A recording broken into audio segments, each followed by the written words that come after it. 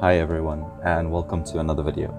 So today I just want to be taking you through RFC and how I boost it. What I normally do is I boost guildies and I boost friends or a second account of mine. So what I've been trying to do was find a way to do this boost without having to move any of the boosties and instead bring the entire dungeon to the instance. So first thing we're going to do is we're going to kill the first 5 mobs. It's going to help us at the end when we go to kill phase because we kill right where we are now, and obviously any of the extra mobs may pull onto the boosties if they decide to get, a little curious while we're busy doing the pull. Obviously to avoid that, we just kill those mobs. Now we start the pull as normal. On this little ledge, you pull these 2 packs. They will chain everything on the way down, and we just start moving through the rest of the dungeon. Now, when you get to the trogs, you're going to make sure that you pick up as many of them as you can. And yeah, let's see how the pull goes.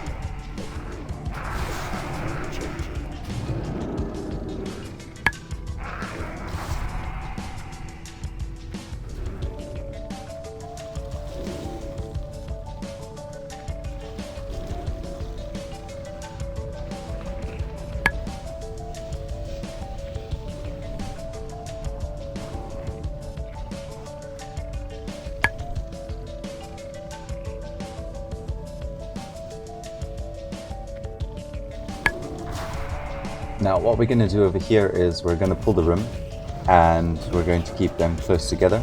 This will be blinking out of as soon as we gather up the last couple of mobs. We're going to blink and keep them as close to us as possible because they leash. They don't have unlimited leash range like most mobs in a dungeon. So that's why we're not going to Nova any of the elementals and instead Nova the humanoids if we need to.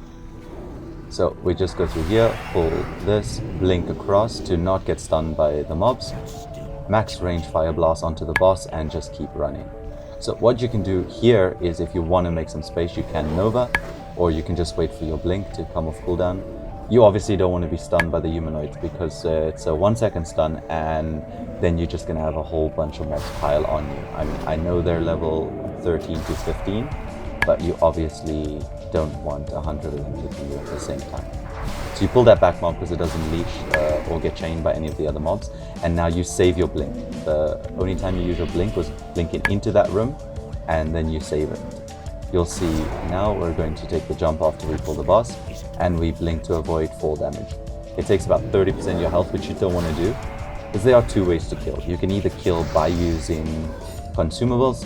I find it much easier using a free action potion, which is what I do. Again, I'm not boosting for gold. I'm not selling these boosts. This is just for guildies and myself. So I don't mind putting the gold into the consumables themselves. But you can kill without using consumables. It just becomes considerably harder because of the stun.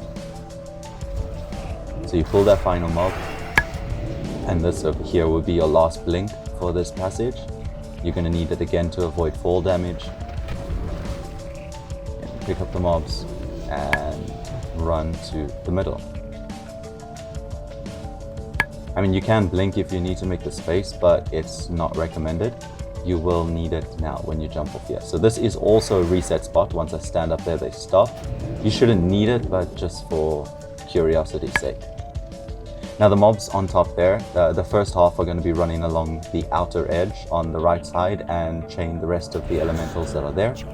And the back section of the pack will be running down the left side. So you want to blizzard exactly where I am now, just to gather them up a little bit better and have the mobs sort of clump up. Now, once the front mobs get close to you, you just blink through, make a little bit of space so you don't get your stun. Run down this passage and there's going to be a little jump spot. Now, the thing about this jump spot is that it's a little buggy. It doesn't interact very well with blink, so you need to wait until you've actually landed. Once you've landed on the ground, then you blink. Run over into the corner and rank 1 blizzard again, almost immediately because the mobs are right behind you. This will gather them really nicely into a pile, and you just run back to the entrance. Now generally these mobs, you don't really miss them, but 1 or 2 cannot be pulled in the train. It just sort of depends how the mobs are pathing, but if anything's missed, you just pick them up and go ahead. So now we're getting close to the kill spot. So what I do now is I put up both barriers. I get to the spot, I pop my FAP, and wait for the first mob to get to me and I ice block. Now it'll take about 3 seconds for all of them to pile up on top of you.